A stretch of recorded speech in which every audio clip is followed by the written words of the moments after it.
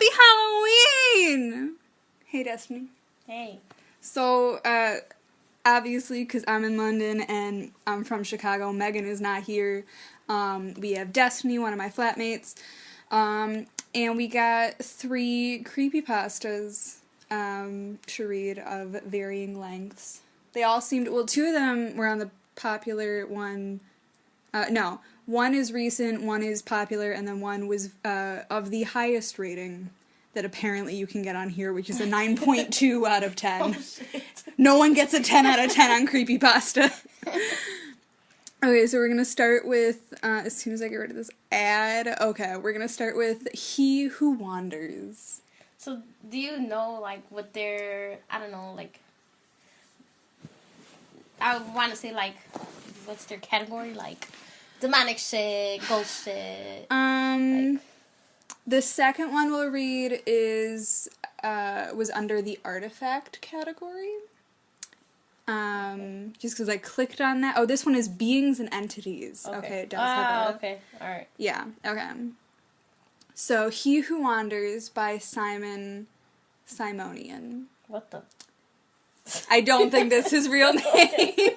I think he was tired, maybe a little tipsy, and he was like, you know what my name is? Is Simon Simonian. That's what my name is. And then he typed this out. It's called He Who Wanders. It's from January 24th, 2017. Again, has a 9.2 out of 10, which is the highest I've seen on this whole website. You cannot get a 10 out of 10. I don't know why. This is the highest rating, or is one of the highest ratings? There were, I think, 2 that got a 9.2 out of 10. I'm going to scroll all the way down and see. This one's the longest one we'll read. So we're just going to... I don't know why I didn't click on the short one and scroll down. Good. But we're too late. Oh, there it is. Okay. There are 3 9.2 out of 10s, then it goes to 9.1. Oh. Those are the top rated pastas.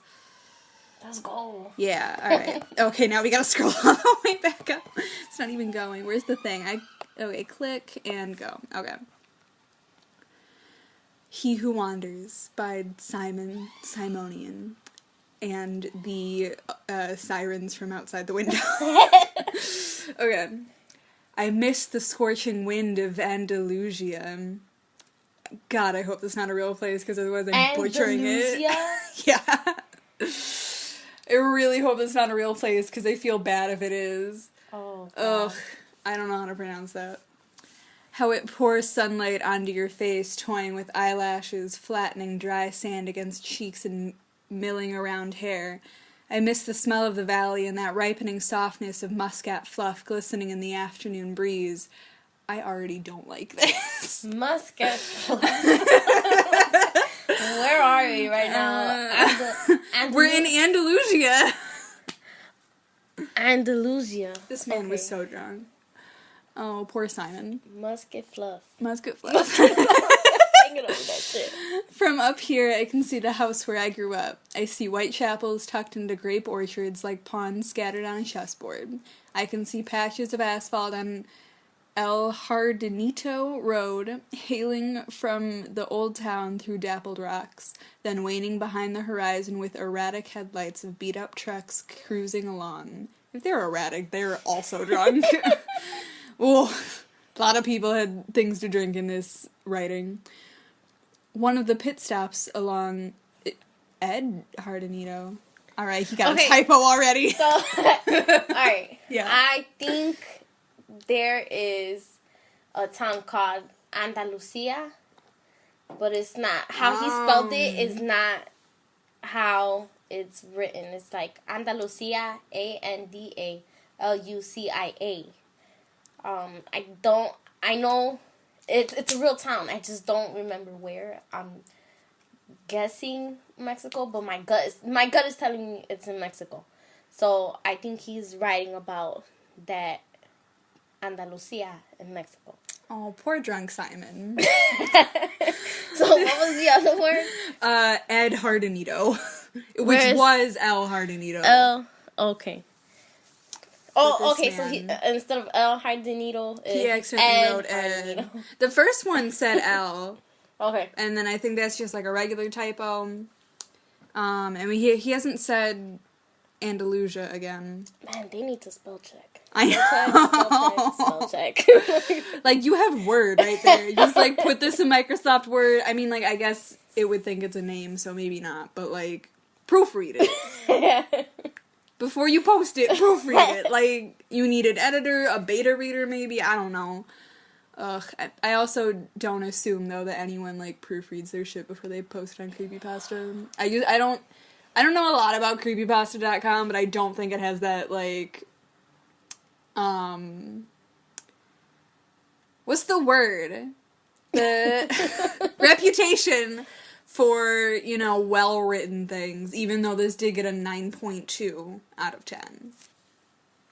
They got a 9.2 because they didn't do spell check. Yeah, you lost 0.8. Simon. Could have been a 10 out of 10, but... Alright. So we got erratic trucks. One of the pit stops along Ed Hardinito, where truck drivers stop to relieve themselves, marks the starting point to this wavy trail. I know that's not what he means, but, like, when he says marks the starting point, I'm thinking it's just, like, is pee. Is, like, a dog marking his territory. Okay. He just said they relieve themselves, so that's what I am imagining in my little mind movie. Okay. Marks the starting point to this wavy trail. That's great.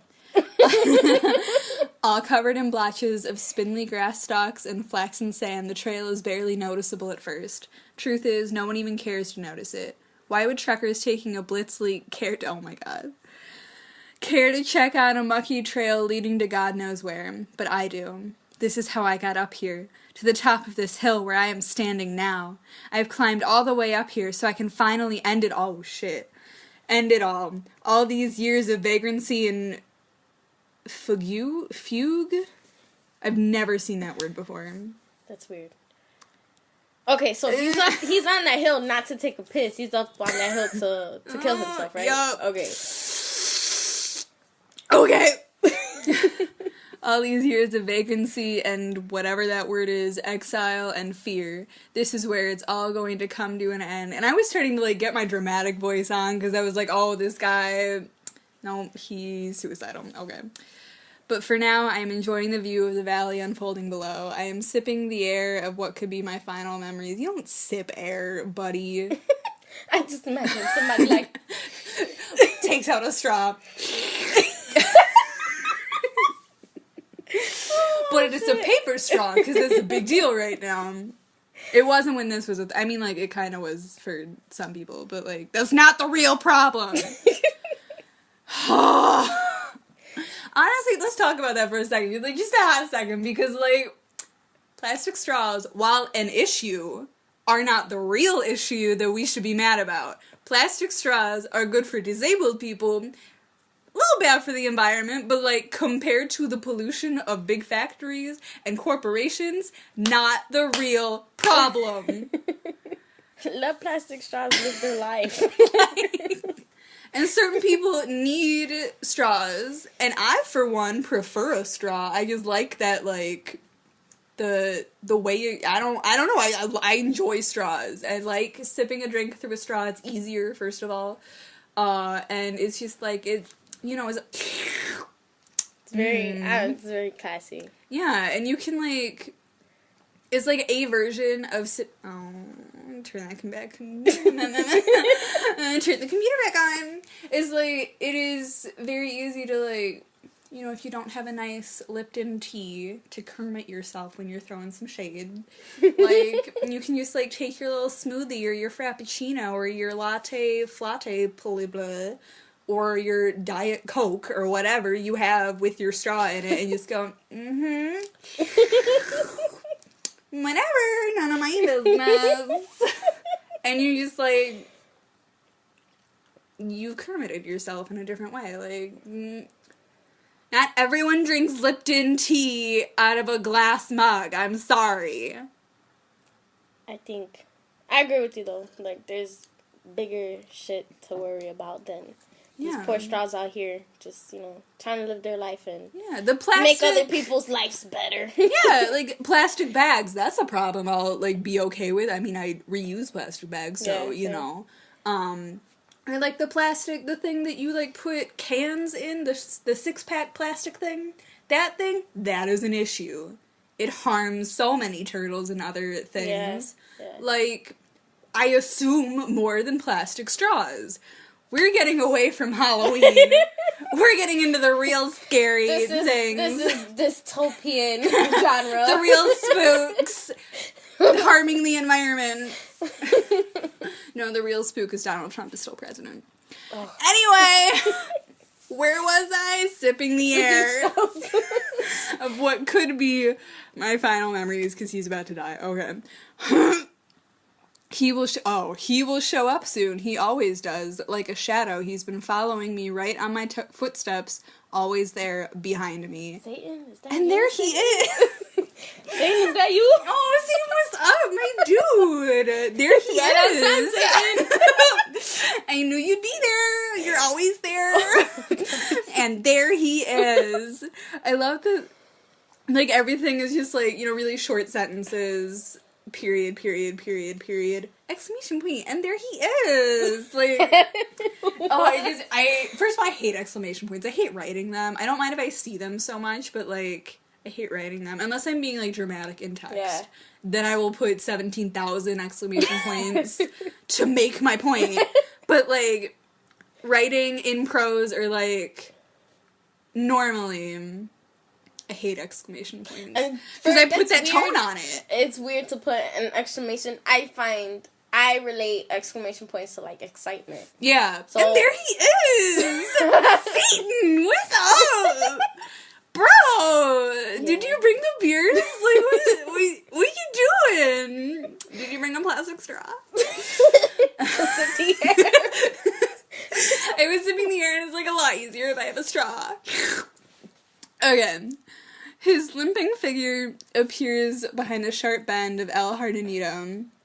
He looks up and he sees me, then stops for a moment to catch his breath and leans on his cane, as if assessing the remaining trajectory for this final stretch, then resumes his walk. Too long of a sentence. Sister Marcy gotta get up in here and be like, no, you can't. This is what she said to me, like, first week of class. Gateway course for the English major. Sentences too long. If you can't say it in one breath, you gotta cut that shit up. I mean, like, she's a nun, so she didn't say shit, but, like, I don't even know if nuns swear. I think they do, but Marcy's wild, man. She's so wild. I love her, honestly. She's taught me so much. Like, how to cut up a sentence, because it's too long, Simon. I know you're drunk, but still. Or should I say, no, then resumes his walk. Or should I say, resumes his agonizing trudging. No, you shouldn't say, just, my dude. You made your point already. Literally, like, with the whole, as if assessing the remaining trajectory for this final stretch. Leaning on his cane. I'm trying to figure out what this thing is. Like, this thing has a cane. So, I don't know. Like, I'm not unconvinced it's Satan, honestly. Because he's, like, not walking normally. That's one of the points made in, have you read, Where Are You Going, Where Have You Been by Joyce Carol Oates? No. Okay. Fantastic short story. There is a character named Arnold Friend, and he walks as if he has something in his shoes. And people take that, among a million other things, to mean that he's Satan, because, like, he has hooves instead of real feet in his shoes. So, like, not unconvinced that this man is Satan. Satanas. Wreck-It Ralph reference. Nor should I say resumes his agonizing trudging. Also, I hate that. Like, the two ing words. Agonizing trudging. Like, it doesn't sound right in my mouth.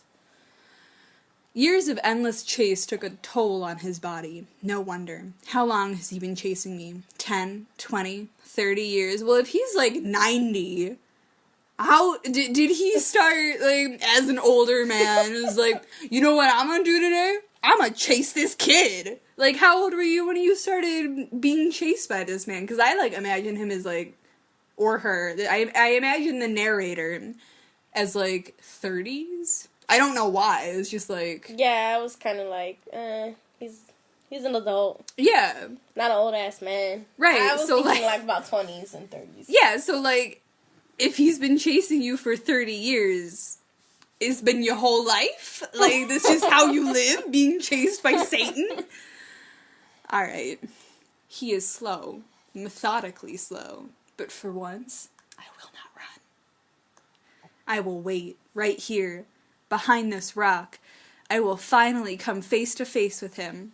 This sharp Swiss knife blade I am holding in my hand will soon lance right through his neck bone. Yes, that's what I am going to do. This ends here, at the dead end of this sandy trail atop the hill overlooking the valley with its white chapels and muscat orchards. Funny, after all these years I still don't know the real name of my chaser. I always call him what Master Borges called him, he who wanders. He who wanders, listen. I will kill you. Alright, I gotta go back, because, like, what did he say? I think he's delusional. He's probably, like, schizophrenic or some shit. Okay. Because, like, I don't know. I need to know who this guy, Chaser, is. Right. He's an old-ass man on a cane. Yeah. Like, he's about to cut him up. But I don't think he's... Because, like, he just said in the beginning, this is where it's all coming to an end. I thought he was going to kill himself. Right, So, me too. But no, he's gonna kill this guy. Maybe. Okay, old so... man never saw this shit coming. Poor old man Satan. He who wanders... He who wanders, listen. I will kill you. And then there's, like, a scene break. Borges. The Borges. I idolized him when I was in college. Many did, but I was different. It was 1961. Okay. Okay, so assuming this is present day, this man is 60. So he could have been being chased for 30 years. The old man is 60. No, the narrator is 60. Oh, the narrator is 60 now? Yeah, because he was, like, at least, like, 18 in 1961. And assuming it's present day, which it could not be, but, like, probably is. So the narrator is 60 when he's about to slice the old man open, or what? Yeah. Okay. Yeah. But we might possibly be going back to 1961 when he's in college. I don't really know. Alright, but hold on. Let's go back to this Borges. Yeah. The Borges. The Borges. Like, James Bond. No, Bond. James Bond. Like, Yeah. calm down, guy. I'm telling you, about? Simon was so drunk when he wrote this. Simon, what you doing, Simon? He's got a straw, a plastic straw in his can of beer, and he's like, gotta take Put it another in the beer air. out of the plastic little can holder and just put my plastic straw back in there. Because this isn't a problem. This isn't killing the environment, because corporations are. I'm gonna write my story. Okay. Many did, but I was different. It was 1961. I was an average lazy learner at the Universidad Laboral de Córdoba. I got you. Let me see. Thank you. Universidad Laboral de Córdoba. Thank you. This sounds... Okay, so now speak this sounds Spanish. like... It sounds like Spain. Okay. It sounds like they're in Spain. Well, And I'm not you gonna- were just there. Gorgeous. Aww. It was so gorgeous. Floating around from one semester to another with barely passable grades. I had very few friends and almost no interests. You sound like a horrible person. Like, what is your point to existence? Badly written character. One can say that I had an early form of identity crisis. Because you're nothing. Besides chugging... What is that word? Anisado? Yeah, I would say anisado. Is it a drink? I mean, like, I assume because he's I've chugging it, never but- heard of that drink. Alright, well, I don't care enough to Google it, so... My only other passion was literature. Mine too. Latin American literature. Haven't read any yet. Borges and Neruda were at the forefront. Okay, Borges is writer. I assumed he was like a professor. One could only imagine my excitement when I saw a pamphlet hanging on the wall of the literature faculty. Maybe he is a professor. I don't know anymore. Oh wait, if this guy is Spanish, y'all don't pronounce the G, right? Or do you? What's the word? Borges. Is Borges. Is that like Borges? I don't remember enough Spanish. I took 2 years in high school and they were both awful. I remember nothing. Yeah, it depends on the... Yeah, we wouldn't. So Borges? So, like an H. Okay. Spaces were limited, but who cared? It was the man himself, Jorge Luis Borges, coming to give us a lecture followed by an open panel of questions. Like a maniac, I rushed to the auditorium hours before the lecture. Well, why? Why? I was the first in line, and when the doors opened, I got the front row seat. Obviously, because you were the first in line. The auditorium was packed with drooling chins of young self-proclaimed prodigies awaiting for the arrival of the Great One. I don't like this man. And the narrator? Yeah, he's annoying, to be quite honest. I think he's very, he's like, kind of a little bit like a sociopath. Yeah, I mean, he's about to murder somebody, so yeah. He definitely has some issues, but, whether or not this man exists or is Satan, like, he about to die, so, and there he was, the blind lord of literature, walking upright onto the stage with with a cane and his loyal assistant right by his side, standing ovation. He nodded and made a thank you, please be seated gesture. That's not a whole gesture. That's just, whatever. Mad about it. Then he began. The lecture was dedicated to Spanish writers, I would assume. I cannot distinctly recall if it was Cervantes or De Vega. It truly made no difference. Okay, then don't say it then. Like... Somehow I managed to sit through his entire lecture, which lasted over 3 hours, and remember nothing. Oh, honey, I've been there. My question is, you were so excited. Right? You got there 4 hours earlier. How many hours you got there early? And then all front of a sudden... row. And you're just gonna zone out, okay. 3 hours, and you learned nothing. Great. You spent a whole day, a whole 7 hours. What the hell and is you wrong just... with you, kid? I hate this narrator. What you doing, son? Lasted over 3 hours and remember nothing. He talked slowly and methodically, pouring honey into our ears like Segovia, I don't know, guitar. Segovia? Segovia's guitar, with his absent eyesight affixed on the ceiling. So he gonna pour honey into your ear, and you're just not gonna keep the honey, you gonna let it drip right out like what? My man. And then it happened. Something that caught me completely off guard. Maybe because you weren't paying attention. Before closing the day, Borges was about to take questions from the audience. Of course, I raised my hand, and so did about hundreds of other students. One of Borges' assistants whispered something into his ear, which made him smile. It is an honor for me to be in front of an audience of young people, but our time is not infinite, he said with blind eyes still pinned on the far corner of the hall. But we don't need that information. Like, we don't. For that reason, I will randomly pick questions from 5 of you. Okay, like, this is what every lecture does. Like, this is what you do. Have you never been to a lecture? I'm so upset. So upset. I think this dialogue is unnecessary. It's so unnecessary. I hate it. This whole scene is unnecessary, besides to, like, point out that this man has a cane and is possibly the one chasing him / Satan. Like, ugh. I have never won any prize. Oh my god, he's so annoying. I have never won any prizes or lotteries in my life. When I played poker or blackjack, I lost far more often than I won. I knew my limitations, and that turned me into an average, apathetic person, rarely trying to outdo oneself. And so, sitting still with little ambition, I got used to that. This Gary Stu ass man.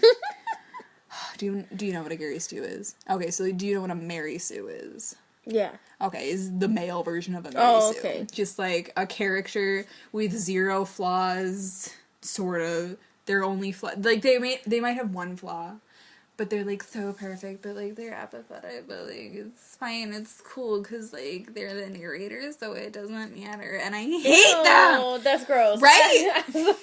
Like, as a reader, I'm reading this and I'm like, you have a lot of issues, guy. Like, Yeah. As a writer, how do you write this and like expect readers to connect with them? no way. Like no one is No like, way. but besides like incels, but like, you know what incels are? What is that? Involuntary celibates. What? Is gross men, gross crusty men that think like women owe them sex just for being alive.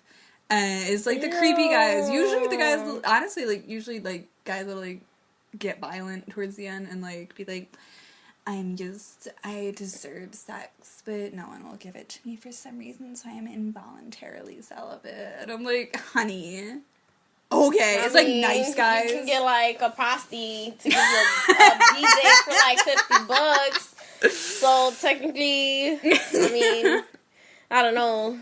Like, you just gotta pay for it, guy. That's it. That's all. He wants sex, you gotta pay for it. I think that's the only person that would definitely get with a person like that. I mean, with that would attitude, be a prostitute, yeah. because she's getting paid for it. You're like, gonna be that's a fake her nice job. guy, like. Okay, so we got cut off a little bit, but it's fine. It's good. We're just gonna deal with it. You got the majority of what just happened. So, this man being dumb anyway. And so sitting still with little ambition, I got used to that. Until that moment when I saw Borges pointing his finger in my direction, that came as nothing short of a shock. Me? Yes, young man, Senor Borges picked you. Step forward and introduce yourself, said his assistant. I don't know that he was actually trying to be sassy, but like if I were in that situation and some bitch was like, me? Like, yes. We have limited time. Just said that. Get up to the microphone. I did not know what to ask. Then why did you raise your hand? Oh my gosh. So I quietly mumbled my full name. No one needs that. Fernandez Agustin Navarro. Borges shifted his gray-shaded pupils. That's not how blind people work. In my direction, as if reacting to a sudden buzzing of a fruit fly. Why is that so specific? Fernandez Agustin Navarro. Haven't I met you once, young man? He asked. No, Senor Borges. I never had the honor. But you will. We will meet again, Senor Navarro. You and I will meet again. But for right now, what is your question? Why is this so weird? Like, why are you... What the that's weird. Battery's running low. My mom called. Shout out to my mom. What's up? Oh, I can put this on Do Not Disturb. Why have I never done that? Because I'm an idiot. That's why. Okay. Okay, read that one more time because I feel like that's fucking weird. But you will. We will meet again, Senor Navarro. You and I will meet again. But for right now, what is your question? Fucking weird. Right? Why are you talking to 'Cause me he's like that, Satan. first of all? Yeah, I don't like the way he said it. Like, what he said was weird, but, like, the way he went about it. But you will. We will meet again. Like, if I you was and I will meet again. Like, yeah, I got it. I got it. My dude. I understood what you said. Like, is that what you want me... Is that how you want me to talk to you? You want me to, like, repeat what I said 3 times in 2 different ways? Like, we don't need this. That's so weird. Like, no, don't do that. Like, if you were to sit here and tell me, like, no, I haven't had the pleasure to meet you before. And so I'm going to say, okay, what's your question? Like, let's move on with this conversation. Like, oh, I must be mistaken. Okay, you raised your hand. You have a question. What is it? But he doesn't. The rest of the day was foggy. I don't even remember what question I asked. Then why did we have to have this whole scene? It must have been about him winning the pre-international, not sure. Hey, maybe not important. No, not important at all. Yes, it is if you wrote it down. Oh, Chekhov's gun. Like, I get that we had to have this moment where he's gonna be like, we're gonna meet again, Federico. That's his name, right? Right? Fernandez, whoops. Isn't that a surname? Yeah. Is it ever a forename? There's a lot of Spanish people who use surnames as first names. Like, okay. My cousin, everybody calls him Junior, but his first name is Santiago.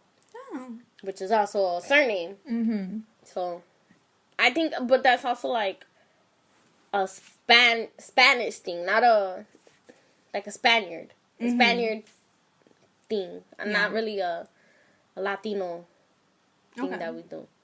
More Spanish culture than Latino culture. Okay. But, like, okay, so, like, my thing about Chekhov's gun, and it's something I'm very passionate about, like, don't put things in, there's gonna be, like, a whole other video that I'm still, like, scripting it, because, like, I don't have time to script it very much, but, like, you know. Anyway, so one day is gonna come, and I'm gonna talk about Chekhov's gun. Chekhov's gun is, like, if there is a gun in the room, it must be shot. Like, you have to, if you're gonna mention something, it has to be used. So, that's like him asking the question, like, what did you ask him? Yeah, like, we did not need this whole scene to have no gratification. Yeah. Like, the point of the scene is obviously for, I already forgot this man's name, Borges? To be like, we're gonna meet again, Fernandez. But, like, you could do that in any other context. Rather than, what's your question? And then forget the question. Forget the entire lecture. Like, what is the point of this scene? There needs to be more than just this one sentence. So, some advice for Christy. Oh my goodness. Some advice for these creepypasta writers over here. Like, I'm not scared. I'm just annoyed at this point. Like, none of this is creepy. Okay.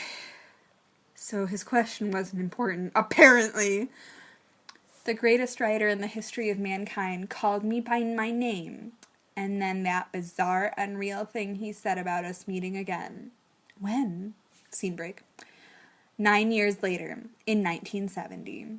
And there I was, a somewhat promising journalist in one of London's, hey, that's where we are, somewhat scandalous tabloid newspapers.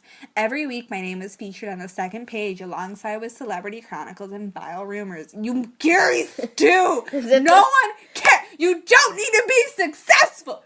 Anyway, what were you going to say? Is it the Evening Standard? Probably. Oh, the Sun. That newspaper they be handing out at like 4 o'clock. Yeah. Oh, or like the Sun. I see that when I have to, like, when we go by the Times and stuff at Sainsbury's, like a Sun is right next to it, and he's like, Theresa May coughed once, and I'm like, who gives a shit? Oh my gosh. Who gives a shit? It's like when they did the whole thing with Hillary having pneumonia, and it's like, no one cares. She got sick. She got better. Like, go home. Okay, vile rumors and celebrity chronicles, and he's on the second page, whatever. My paycheck was decent enough for a small studio flat by Manchester Square. Still expensive, like the hell? After years of having been pent up by directionless studies, you could say I became something more than an average. An average what? Like, that's not how you end it. That's not a full phrase. More than an average. Simon, or at least this is what I believed. That day, it was early October, arguably the best season in London. I beg to differ. It's been cold. I did not like this. Actually, no. I think now it's starting to get cold, but yeah, it was like lower 70s, upper 60s. It's been actually pretty nice. I enjoyed September. I would say that's... September was the nicest for sure. Yeah. So for better than October, which means not... Also, October's not a season. It was... What? I agree. Honey, that's a month. How drunk were you? What number can were you drinking through this plastic straw? Oh... Oh my god. October, the best season. He was definitely... He had a straw inside a tequila bottle. October. the best season. Oh my god. What? They didn't even register and I'm sad. No, seriously. Future advice for anybody who's gonna write a creepypasta, like, send your shit into, like, an editor to make sure that it makes sense, because we coming for your ass. We're gonna critique this shit, and you're just gonna be like, you know what? Let me end my career right here. That's it. No more Beta readers are free, buddy. I'll do it. I mean, like, I'll charge you, but, like, still. That day began as usual. I ate my chic breakfast consisting of 2 scrambled eggs, ham toast, and dark roast coffee. That's chic, honey. At Barrymore's Diner, and was ready for a pleasant walk to the office. It was shortly after 8 a.m., and I was in no hurry. Okay. My route was the same as it was every day. Past the square, right turn on George Street, left turn on Thayer, another right on Marylebone. My thoughts that morning were, we don't need, like, all of this, like, the direction past the square, right turn on George Street, left turn on, like, no, just... You walked. We don't need that. That's too much detail. I don't care. My thoughts that morning were all preoccupied with the piece I was working on. So I was slowly making my way through the square when something caught my eye. Or rather, someone. Oh, I didn't even read ahead. Okay, I'm just that good. At first, I did not pay much attention to him. No more than I did to anybody else who idled at the square that morning. Hippie rascals with soiled hair playing guitar on every corner was a common theme those days. And, well, I mean, like, yeah. It's still common, honey. Like, what, street performers? No, not. I think it's annoying when people reference a decade by what was popular back then. Like, it's so cliche. Like, hippies were on the corner singing with guitars. Like, can you tell me, like, maybe there was a protest? Like, do something exciting. Yeah, and, like, it's not even, like, confined to the 70s. We have, like, the people outside Tottenham Court Road Station. They're there every day. They look like hippies, and they're playing guitar. Like, they're normal people, guys. Honey, it's what they do. It's how they make money. They're street performers. Good guitar on every corner was a common theme those days, and London town was certainly no exception. So here was another one of those misunderstood love proclaimers, sitting right behind the gated area of the square. Striped worn-out jacket, heavy cap, sandals with clots of woolen socks sticking out. A common hippie bum, as anyone may have thought. Or homeless. I thought so too, except this one had something that made my intestines churn. I didn't know what it was, but once I saw him, I felt the irresistible urge to instantly walk away and never see him again. You probably won't. Like, what is the thing? It's fucking stupid. Like, I hate this. This is so dumb. We're not even halfway done. I'm gonna cry. The way he looked at me, the gloomy frown that made me think of a line from Oscar Wilde, "That fellow's got to swing." There certainly was something outer worldly about that fellow. Fellow is in quotes. I assume from the quote, but also as, like, he's not really... Anyway. His eyes, as if carved from a rock below his forehead, were mercilessly drilling thousands of tiny holes through me. I added pace.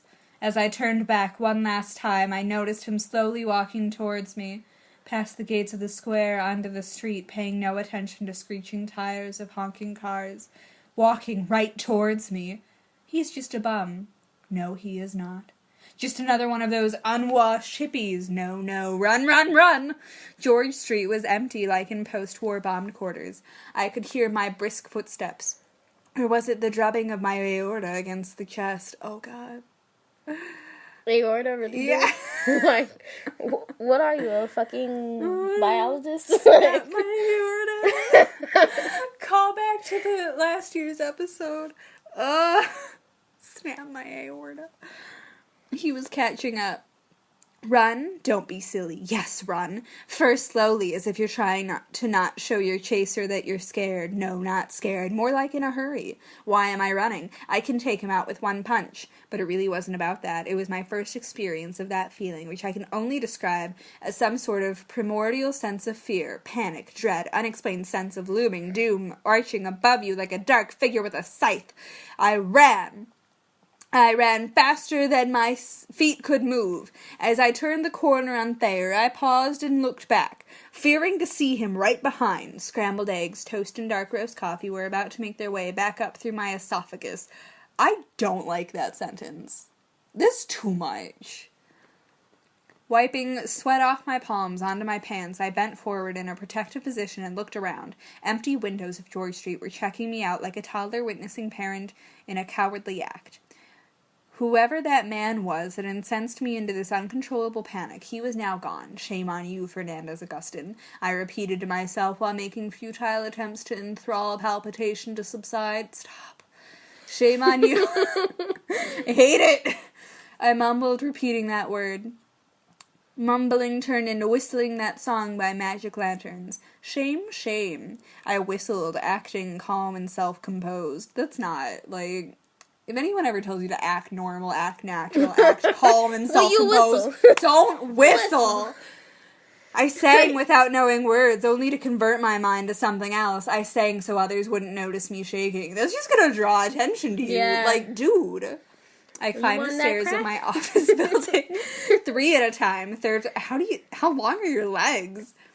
3 at a time. 3rd floor. Familiar smell of topography oils calmed me down. Safe heaven. Shame on you, Fernandez Augustin Navarro. Who ever uses their own first name when talking to themselves? Scene break.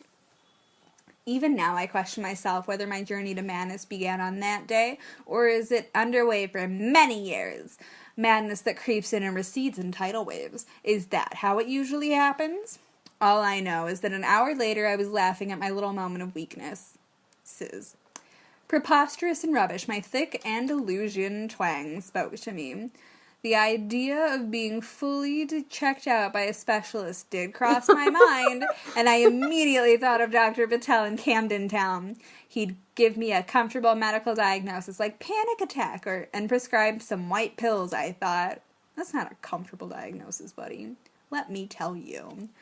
Little did I know that the day had more surprises in store. The unnerving script development continued in a more eerie fashion than when my boss marched to my desk with a pack of printed paper.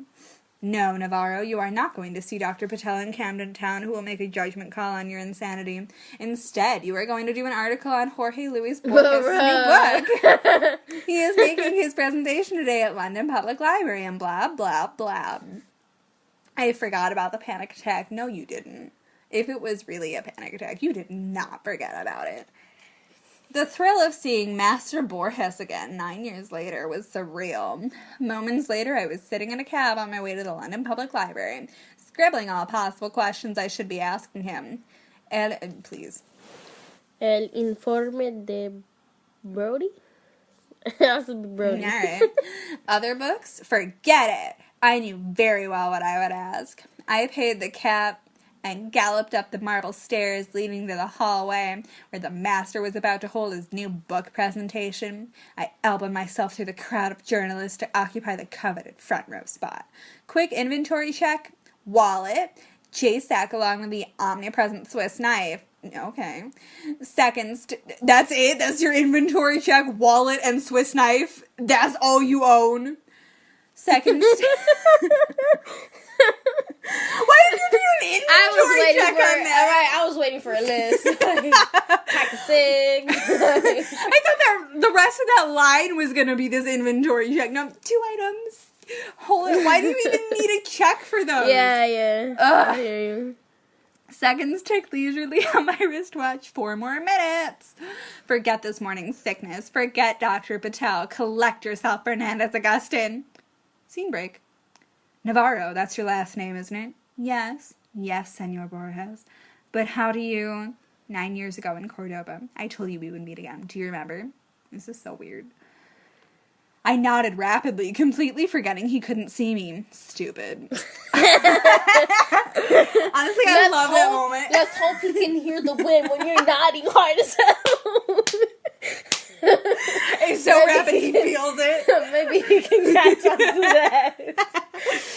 Honestly, though, like, writing or reading blind characters, I love when, like, other people forget. Like, in Avatar: The Last Airbender, do you ever watch that? It was like a cartoon, right? Yeah. Yeah. Yeah, so, like, Toph is blind. And there are, like, so many moments, like, Sokka's like, oh, do you see that? And she's like, honey, I can't see shit. God, I love it. Perhaps, continued Borges, it would be more prudent for us to speak privately after the conference. I invite you to have coffee with me. You like Colombian coffee, Mr. Navarro? I shall see you precisely at 6 o'clock at the address that my assistant will provide. Don't even wait for the answer. Like, do you like Colombian coffee? Okay, I'll see you there. Like, I guess I do. No, I actually am allergic to caffeine. Okay, cool. Thank you. Guess I'll sip the air. Get my straw out. That air. He can't see anyway, so, like, it's fine. His blind eyes were you don't need to say that, like, every time. Like, we're aware this man is blind. Yeah. I read this book once, and it was about this Amish girl on Rumspringa, and, like, everything that happened was done by unseen hands. Like, she listened to the radio, the music played by unseen hands. She watches the TV, the scenes changed by unseen hands. She washes her clothes. Because she can't see, so she's saying that people... No, she's like, well, yeah, because, like, she can't see them because, like, it's a radio. So she can't see the musician. Played by unseen hands. It was every single piece of modern technology. This poor Amish girl, unseen hands, and I'm like, honey, stop after the first one. Damn. Okay, his blind eyes were still affixed at the top corner of the hallway. We don't need this sentence. Far above all the congested, sharp-penciled critics and arduous followers of his divine writing. Useless sentence. The attention was now all on me, as revealed by hundreds of photo flashes from behind. I thought of all the explaining that I would have to do tomorrow. How does Borges know you? Are you friends? You were raised in Cordova. Are you his illegitimate son? Who would think that? Damn. Goddamn. The Evening Standard. Hey, did he, like, have sex with somebody and that somebody was your mom? But, like... She never saw him again. Is that how you know him? He's like, no. Hey, but wait, you never I went to a lecture. At the end of it. True. But, like, what do you mean? I thought of all the explaining. Like, you went to a lecture. That is how he knows you. That's it. Yeah, with your thirsty ass, because you was running down the stairs to get to the front. Like, couldn't wait to go to that book talk. Like, calm down, guys. God. You do have some explaining to do. You were raised in Cordova. Are you his illegitimate son? Back then, I did not know. Answers came later. Scene break. Oh. Okay. Memory is a tricky animal. As I gaze over the valley and satiate my lungs with familiar smells, I cannot think of anything specific.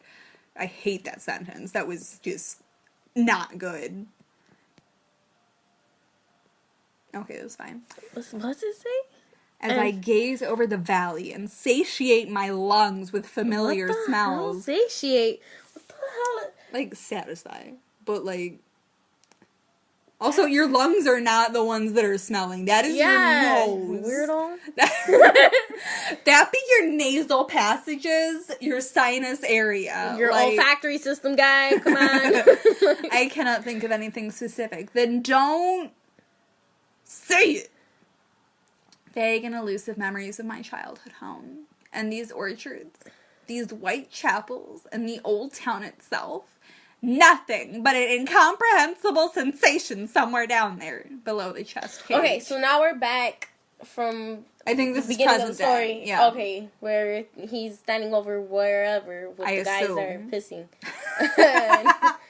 That's where we're at. We're back here. Okay. I think so. It's unclear because, like, this is a little scene. It's just a little where he's talking. Because when he's talking about, like, satiating his lungs with familiar smells, I'm like, first of all, in London, like, in London, my dear, like, but you're gonna satiate your lungs with fucking pollution and cigarette smoke. So God, like, the inside of my nose has to be black with how often I'm breathing it in. That's wild, man. Oh, I hate it so much. I hate it too. I do. Okay, nothing but an incomprehensible sensation somewhere down there, below the chest cage. you know, where your heart is. I mean, like, below the chest cage could be, depending on what he means by below, it could be his diaphragm. Yeah. But also, it's not, like, where you feel things, so... Below the chest cage is kind of like, it's here. Yeah, that's your diaphragm. Your heart is up here on your titty guy. Below your chest cage is your diaphragm. Simon was drunk, it's okay. You know what? He needs to, like, take a biology course, because my guy... Simon needs to come back. Simon needs to come on the show. He's trying to sound smart. Oh, yeah, like, every sentence.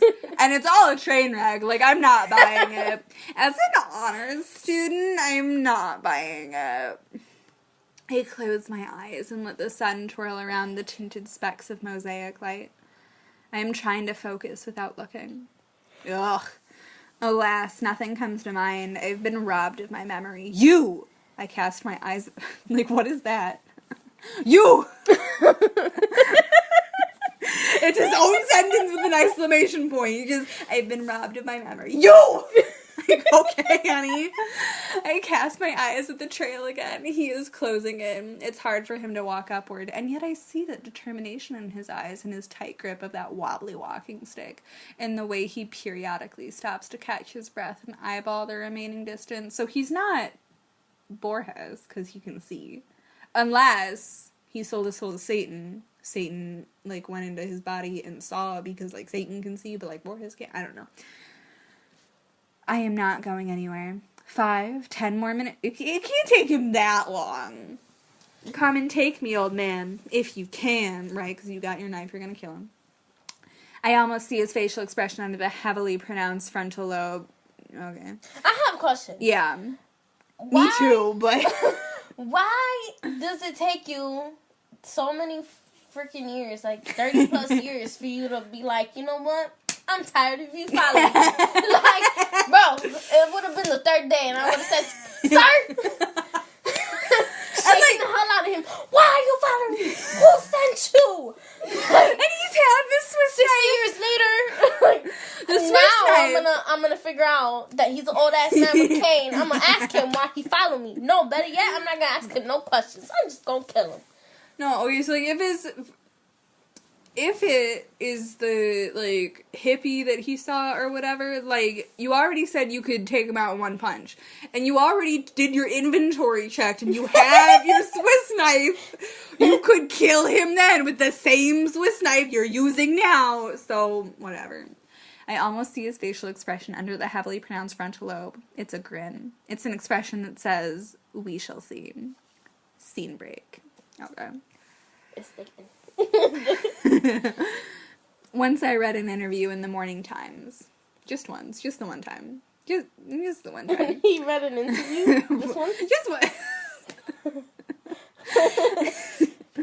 In it, Borges was portrayed as extremely humble and minimalistic. His house was depicted as a perfectly organized space with easy access to everything. Books on the shelves, judging from the admiration of the columnists, there were lots of them, were organized by theme and by title. I don't care. Dictionaries and encyclopedias were grouped together on the same rack so he could find them easily. You really don't need more than one in each language. Like, honestly, you do not. Well, what if they're in Braille? Because isn't that guy blind? True. Okay, so you just need one. You just need one dictionary in Braille. You don't even need books, buddy. You need audiobooks. My man. In another article... dated 1966, I read that when Borges travels, and those travels were quite extensive, he carries a whole rack of books, so you're blind! That bothers me. Like, it's inconsistent, right? So inconsistent. Extremely inconsistent. When did you get blind? He's blind, but he can read. I mean, maybe they're all in Braille, maybe he, like, but I don't then know. He needs to say that, because Simon! You're so worried about people's rib cages and and you keep bringing up his blind eyes. You worried about that, but you can't specify what kind of books he reads, because he blind. Like, they have to be audiobooks. Or this man isn't, like, fully blind. He's just, like, legally blind, but he doesn't wear his glasses all the time. We just, like, honestly don't. Like, if you need glasses, it's stupid. You need glasses. He has to be completely blind, because he says the guy looks in the corner. Mm-hmm. So he's not looking anybody else. Right, but it's not Or he's even not how blind looking to people the act, speaker he's first of all. speaking to. Yeah. I don't like I don't like it Simon! either. It's really inconsistent. That bothers me. When I entered his hotel room, that very book rack was the first thing that caught. Wait, okay, I have to go back because I missed a part of a sentence. He carries a whole rack of books along, some of which may not even be read. All of them because he's blind! When I entered his hotel room, that very book rack was the first thing that caught my eye. I stood perplexed at the multitude of titles, most unknown to me, when I heard the door swing wide open, and there he was, entering through the doorway with a leisurely swinging cane. "Ah, Senor Navarro, how kind of you to visit this old man." You invited me, but okay. I took a step towards him and produced some gibberish like "pleasure is all but mine." That's not gibberish, that is English. He half smiled and pointed his hand to the chair. I know you will quite enjoy the taste of Colombian dark roast. By the way, I can't have coffee. But you didn't let me answer, though. Borges sat down and leaned slightly backwards without releasing his cane. "Do you know the biggest advantage of being blind?" he asked and answered immediately. "Blind don't need light, so my utility bills are way lower." Knee slapper! Me, honestly, me. He laughed at his own joke, only to be interrupted by his assistant carrying a tray of aromatic coffee poured in 2 small porcelain cups. Amazing how the very idea of drinking coffee instantly changes your mood before you even take your first sip. As I was ready to go on a prescriptive monologue of expressing my gratitude and honor, Borges jumped right into the action. "I will get right to it, Senor Navarro. Then you didn't need..." Alright. "About you being here and about me remembering you. I know you have many questions. I will attempt to answer some, but not all. When you leave this hotel, there will be some questions that you will have to find answers to. On your own." You know what, Borges? Is he a psychic? Maybe. He's bothering me too. Yeah. All these For characters. different reasons. The only one I feel sorry for is the old man that's about to get cut up by this guy. Yeah. Whoever he is, Satan or not. He gently picked his cup of coffee with hand somewhat shaking, took an artistic sip. What does that mean? Artistic sip. Yes, I had questions. So many that my brain membranes... I have questions too, Brain buddy. membranes. Brain Yeah. cells, buddy. Brain cells. Brain membranes. We're No. buzzing in bewilderment and disbelief. Here I was, sitting in the room with one of the greatest writers who happened to mysteriously know my name, and the rest of that sentence is a mystery. Where did it go? Simon! Have you by How any did you have 9.4? Oh my god. This should be like a 7. Less. Oh, I'm waiting for the end. Like, it has to be good. It better be. I'm gonna cry if it's not. But our last one's interesting. Okay. And you might enjoy it.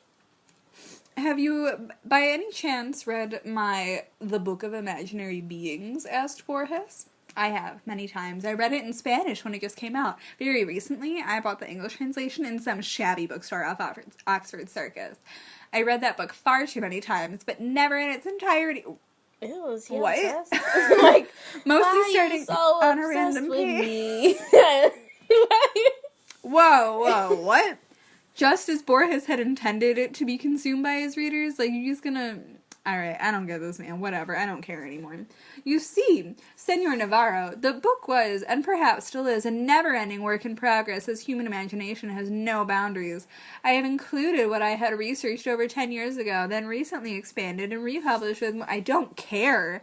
With more figments of collective human imagination, but the book is merely a small subset. In a way, the book writes itself. In some form, it's a labyrinth, an endless one, a living one, where every corridor and every room is never the same. What I had always wanted is the book to reflect the labyrinth in our collective subconsciousness. That should be one word, but that's fine. The force that drives our minds to craft. For that reason, all the creatures in my book are strictly fictional, mythical. Am I not boring you? Yes, you are! Not at all. I understand, Senor Borges. So that old man, see, this is what I'm talking about. The old man is a figment of his imagination. He's delusional. He's, what is it? What did I call him? Schizophrenic. Schizophrenic. Yeah. I like that. I like your explanation, and it makes sense as we go on. He nodded and wiped a coffee grind off his nose. A coffee grind? Oh, that's gross. In your coffee? Like, your liquid drink? Nasty. In your liquid drink, you got a little tiny piece of coffee bean on your nose. From your little cup that shouldn't touch your nose. Okay. That book, as its title implies, is all about imaginary beings. I don't care! Tales, legends, folklore, but one thing that no one knows is that I had originally oh my god. What the hell? Oh no! No! What? My screen just turned white. Well, now we're gonna refresh that, maybe. Not today, Satan! I have to know the end. Like, I want... Alright. I mean, I don't like this, but, like... Why did it just turn white, though? That's strange. I also don't like that, like, went white, went back to the story, went white, and then stayed there. Like, it was like, bye. Okay. So that's not doing that. Guess we'll never know. Oh, shit. That's the end of the story. That's all we get. Shit. Okay. Well, it was bad. I don't give it a 9.2. So this one... Oh my god. The second one, which is a little shorter, is called Return Carts Here by Ken Lewis. It was a 6.9. Oh, man. From It's both trash. artifacts and objects and beings and entities. So, I'll edit this part in. I don't know what the video on the screen is, but we went through the whole of Return Carts Here by Ken Lewis, and at the very end it says narrations are not permitted for this work. Wouldn't recommend. It's really dumb and boring, but like, okay. There you go, Ken. That's what you get. I guess. I don't know. No shout out, or what is it called? Like publicity? No publicity for you, buddy. No. Because your shit is dumb anyways. It was so bad. I was bored as hell, and it was so Fucking stupid. carts. Fucking shopping carts, guys. Yeah. Come on. It's wild. Anyways, so, I don't know if you've read this. I've read this. It's Squidward's Suicide. From SpongeBob. No, Squidward. I know! Category Strange and Unknown, posted September 1st, 2010. No author. Or, like, anonymous author. So, here we go. I just want to start off by saying if you want an answer at the end, prepare to be disappointed. There just isn't one. I was an intern at Nickelodeon Studios for a year in 2005 for my degree in animation. It wasn't paid, of course. Most internships aren't, but it did have some perks beyond education. To adults, it might not seem like a big one, but most kids at the time would go crazy over it. Now, since I worked directly with the editors and animators, I got to view the new episodes days before they aired. I'll get right to it without giving too many unnecessary details. They had very recently made the SpongeBob movie, and the entire staff was and the entire staff was somewhat sapped of creativity, so it took them longer to start up the season. But the delay lasted longer for more upsetting reasons. There was a problem with the Series 4 premiere that set everyone and everything back for several months. Me and two other interns were, that's grammatically incorrect, but okay. Me and two other interns were in the editing room along with the lead animators and sound editors for the final cut. We received a copy that was supposed to be Fear of a Krabby Patty and gathered around the screen to watch. Now, given that it isn't final yet, animators often put up a mock title card, sort of an inside joke for us, with phony, oftentimes lewd titles such as How Sex Doesn't Work instead of Rockabye Bivalve. I don't remember that episode, but when SpongeBob and Patrick adopt a sea scallop. Now I remember that. I just don't recognize that title. Rockabye Bivalve? Okay. Nothing particularly funny, but work-related chuckles. So when we saw the title cards, Squidward's Suicide, we didn't think it was more than a morbid joke. One of the interns did a small throat laugh at it. The happy-go-lucky music plays as is normal. The story began with Squidward practicing his clarinet, hitting a few sour notes like normal. We hear SpongeBob laughing outside, and Squidward stops, yelling at him to keep it down as he has a concert that night and needs to practice. SpongeBob says okay and goes to see Sandy with Patrick. The Bubbles Splash screen comes up, and we see the ending of Squidward's concert. This is when things begin to seem off. While playing, a few frames repeat themselves, but the sound doesn't. At this point, sound is synced up with animation, so yes, that's not common. Okay, there must be like a word missing. But when he stops playing, the sound finishes as if the skip never happened. There is slight murmuring in the crowd before they begin to boo him. Not normal cartoon booing that is common in the show, but you could like very clearly hear malice in it. Squidward's in full frame and looks visibly afraid. The shot goes to the crowd with SpongeBob in center frame, and he too is booing, very much unlike him. That isn't the oddest thing though. What is odd is everyone had hyper-realistic eyes. I remember when they would do like the close-up in SpongeBob. You know, like, it was always, like, super gross. Like, the nasty patty. This one that got me. I hate the nasty. Or, like, when there's, like, an episode at some point when, like, SpongeBob is, like, sleep-deprived or something. And they, like, zoom in on him and he's got, like, the eye crusties and bags. It's so gross. Anyway. What is odd is everyone had hyper-realistic eyes, very detailed, clearly not shots of real people's eyes, but something a bit more real than CGI. The pupils were red. Some of us looked at each other, obviously confused, but since we weren't the writers, we didn't question its appeal to children yet. I mean, I would. Maybe this isn't the way to go. I'm usually throwing that out there. The shot goes to Squidward sitting on the edge of his bed looking very forlorn. The view out of his porthole window is of a night sky, so it isn't very long after the concert. The unsettling part is at this point there is no sound. Literally no sound. Not even the feedback from the speakers in the room. It's as if the speakers were turned off, though their status showed them working perfectly. He just sat there blinking in this silence for about 30 seconds. Then he started to sob softly. He put his hands, tentacles, over his eyes and cried quietly for a full minute more, all the while a sound in the background very slowly going from nothing to barely audible. It sounded like a slight breeze through a forest. The screen slowly begins to zoom in on his face. By slow, I mean it's only noticeable if you look at shots 10 seconds apart side by side. His sobbing gets louder, more full of hurt and anger. The screen then twitches a bit, as if it twists in on itself for a split second, then back to normal. The wind through the trees sound gets slowly louder and more severe, as if a storm is brewing somewhere. The eerie part is this sound, and Squidward's sobbing sounded real, as if the sound wasn't coming from the speakers, but as if the speakers were holes the sound was coming through from the other side. I mean, that's, like, kind of how speakers work. I don't know a lot about speakers, but, like, is that not what they do?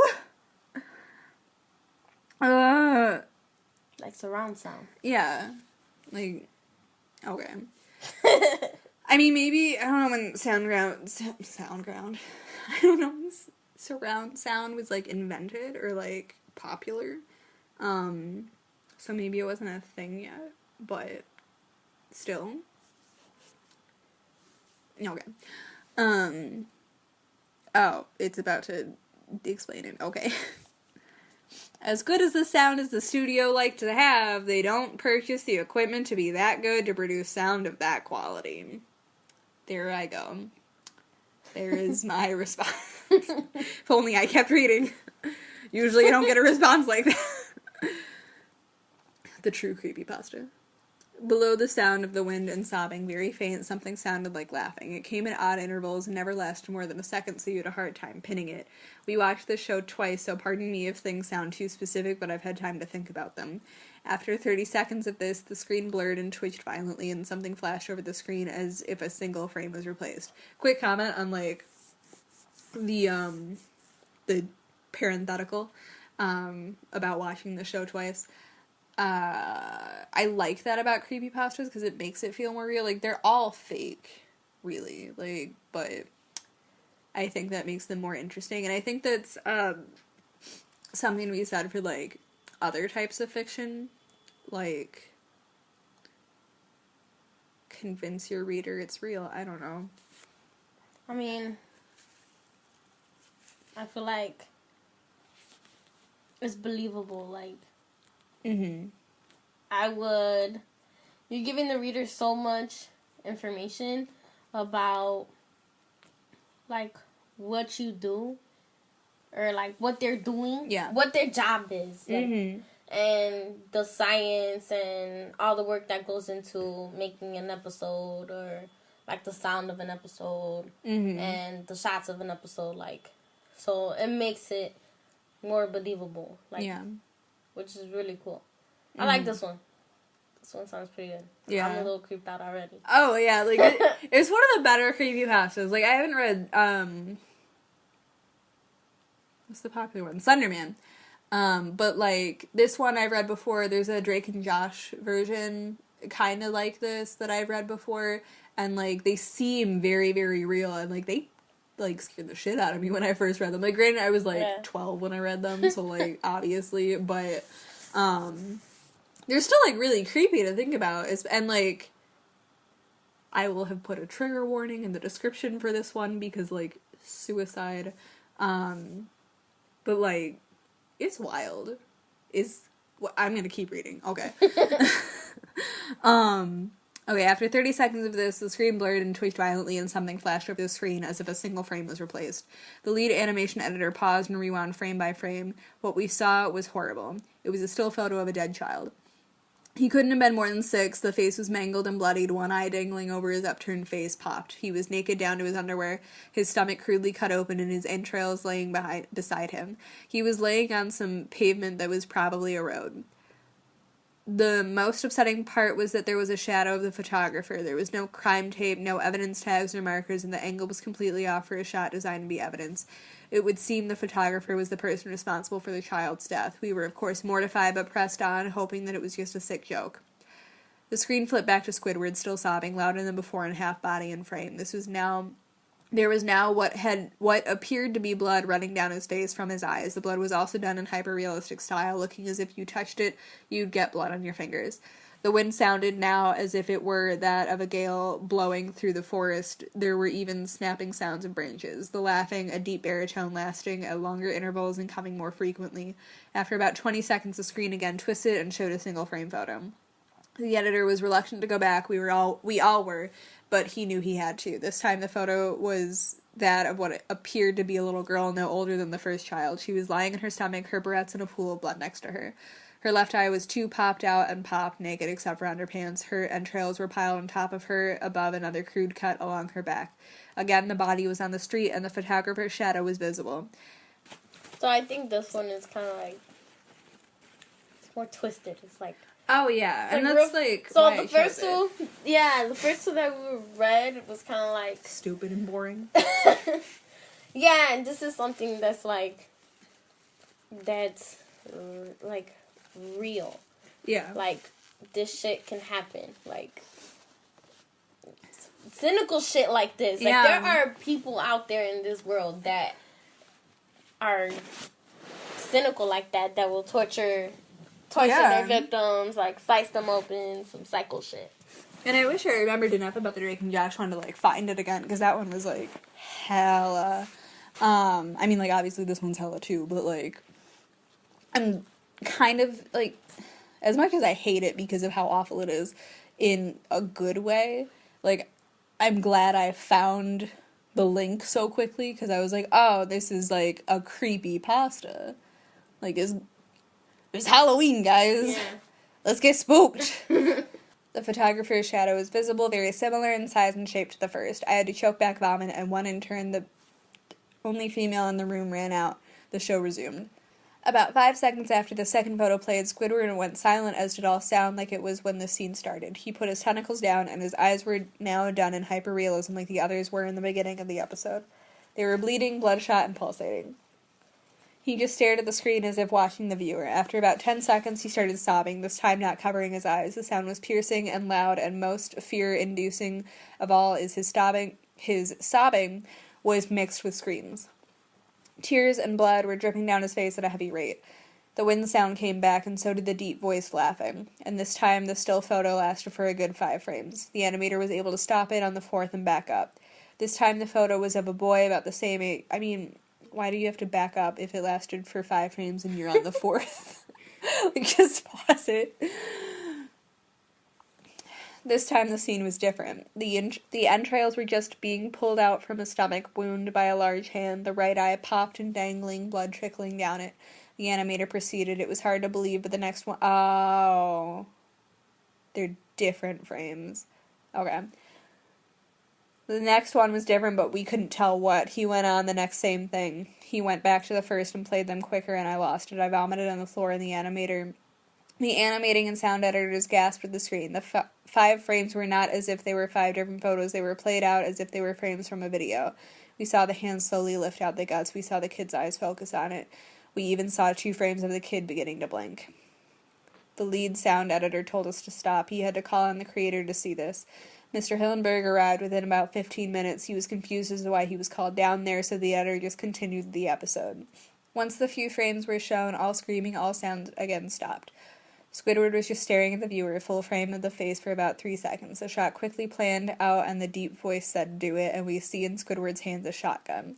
He immediately puts the gun in his mouth and pulls the trigger. Realistic blood and brain matter splatters the wall behind him in his bed, and he flies back with the force. The last 5 seconds of the episode show his body on the bed on his side, one eye dangling on what's left of his head above the floor, staring blankly at it. Then the episode ends.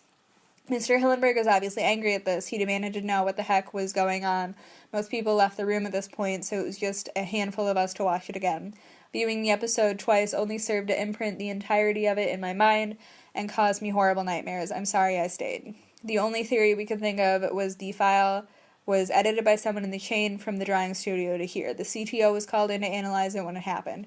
The analysis of the file did show it was edited over by new material. However, the timestamp of it was a mere 24 seconds before we began viewing it. All equipment involved was examined to foreign software and hardware as well as glitches, as if the timestamp may have glitched and showed the wrong time, but everything checked out fine. We don't know what happened, and to this day nobody does. There was an investigation due to the nature of the photos, but nothing came of it. No child scene was identified, and no clues were gathered from the data involved, nor physical clues in the photos. I never believed in unexplainable phenomena before, but now that I have something happen and can't prove anything about it beyond anecdotal evidence, I think twice about things. And then there's a weird photo of Squidward that I had scrolled past, and that's it. I don't like that picture. Do you want to see it? Yeah, why not? Okay. Oh, that's fucked up. Yeah, I don't like it. I'm just gonna scroll. Okay. So warning, if you go to that creepypasta, there's a horrible little picture of Squidward at the end. So that's the Halloween episode. What did you think? We got 2 unfull stories, and this one. Ugh. I wish we could have finished the first one. Yeah, I'll see if I can find it. The old man was. The second one, boring as hell. Fucking robo-carts over here. Fucking brains on their own. The third one was wild. Yeah. That was wild. Scary. Yeah. The picture of Squidward obviously makes it, but like... Man. Alright, He Who Wanders. Oh, you found it? Well, it's in the top rated pastas in the bottom of the home page. Low-key, because this is long as hell, and we have so much. I'm gonna just scroll to the end if that's okay with you. Yeah. I assume, Borges, or whatever his name was, died, it seems like. I don't know.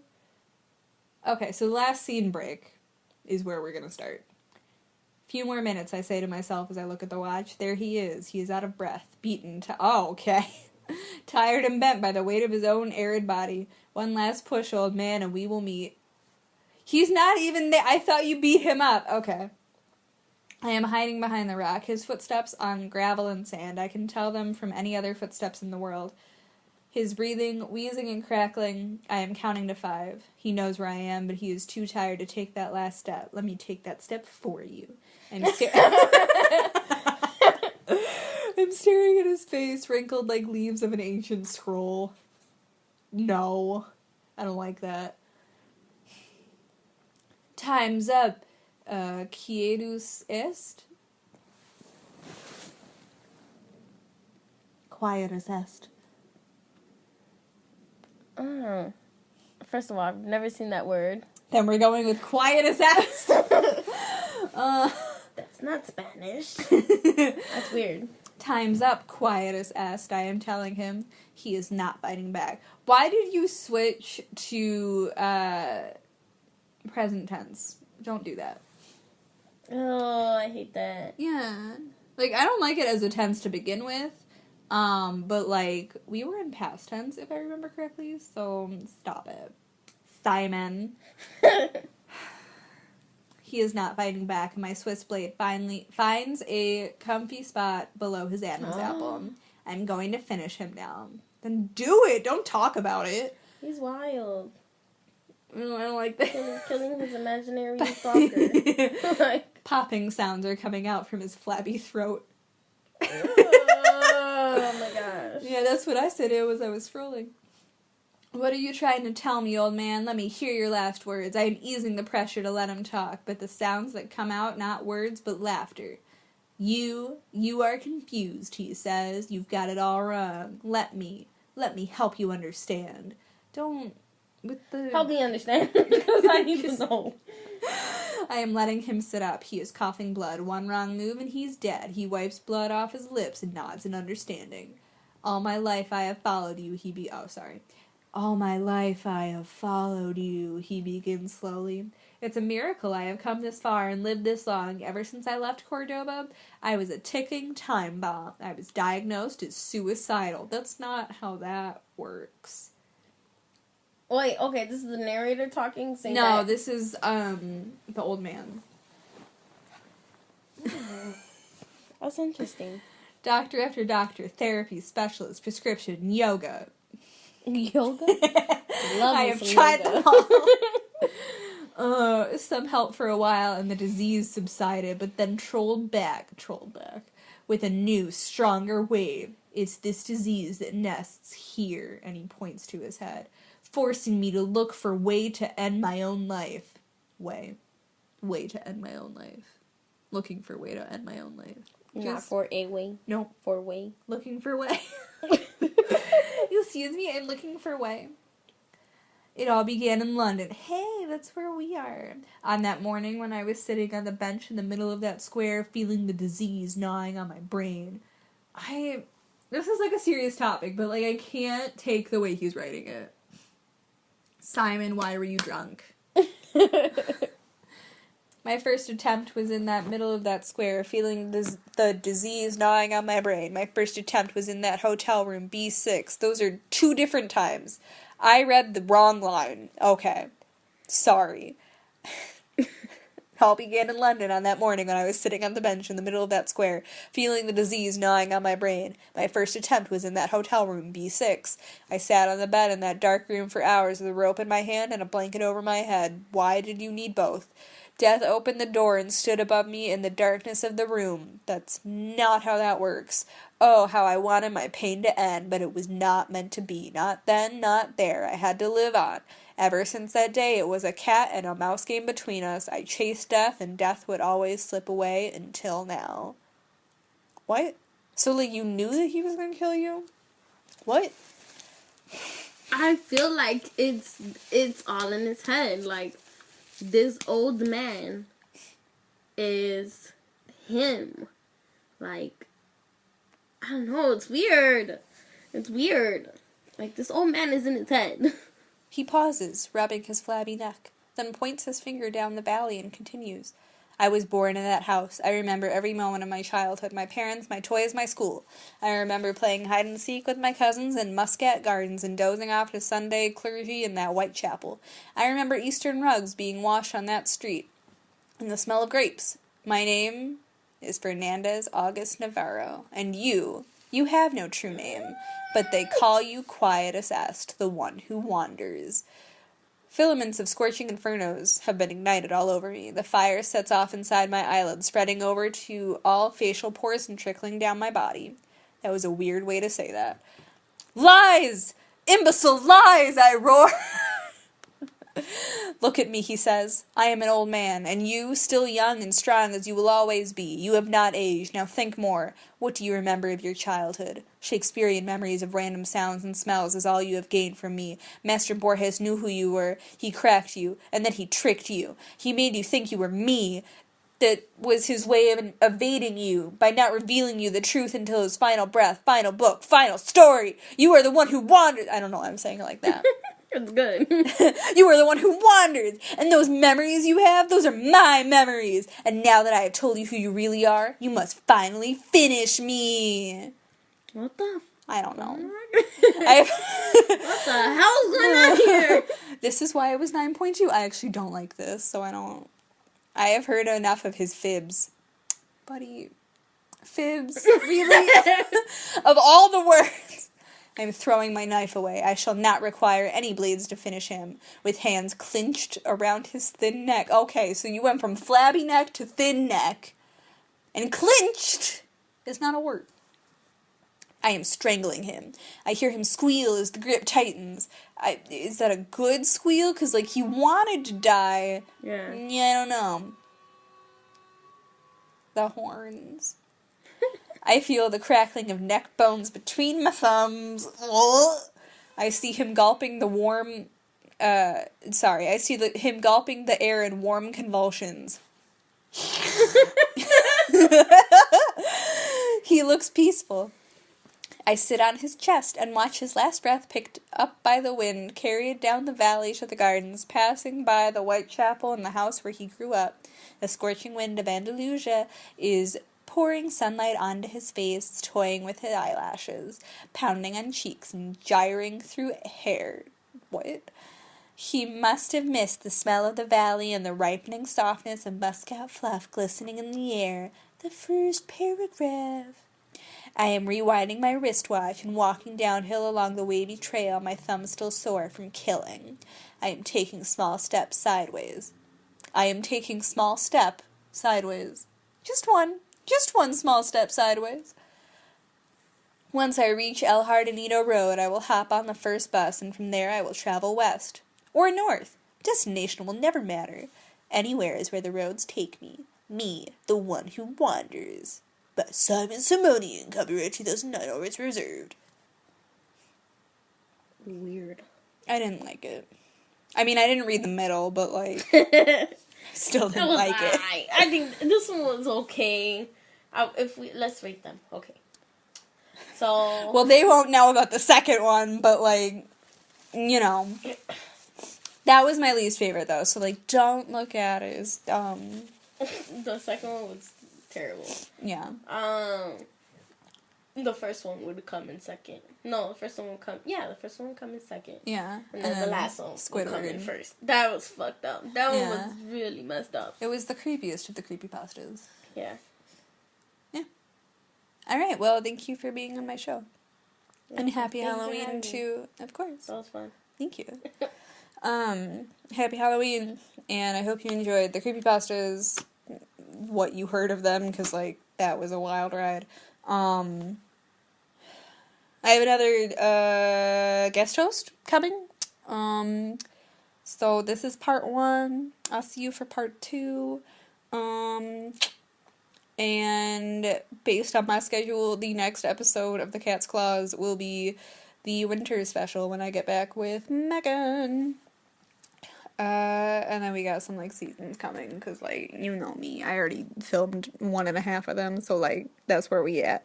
Okay, bye! I forgot to promote myself, what? Follow me on Twitter and Instagram, Facebook, where else am I at now? I just got on Goodreads for some reason, at Legends of Mia. You can email me your work, your questions, whatever, legendsofmia@gmail.com. Subscribe to me here, because I post some things. I hope you like my travel videos. Leave questions for that on those videos, I guess, or here. I don't really care. Do what you want. Comment below what you thought of the creepypastas. Did you like them? Were you offended by them? Did you write one of these? Simon, where you at, bruh? Like this video if you enjoyed it. And if you want to hear more, see more, whatever more, subscribe and hit that bell. What? Get notifications for when I upload, because, like, it's scheduled, but also kind of at random, you know, whatever. Destiny, do you want to promote anything? I have no social medias. I forgot, you don't. I only have a Snapchat. And well, I don't even know what the... I don't know what the hell my Snapchat is. I don't think you want to give that to the public, so... Bye! For real this time.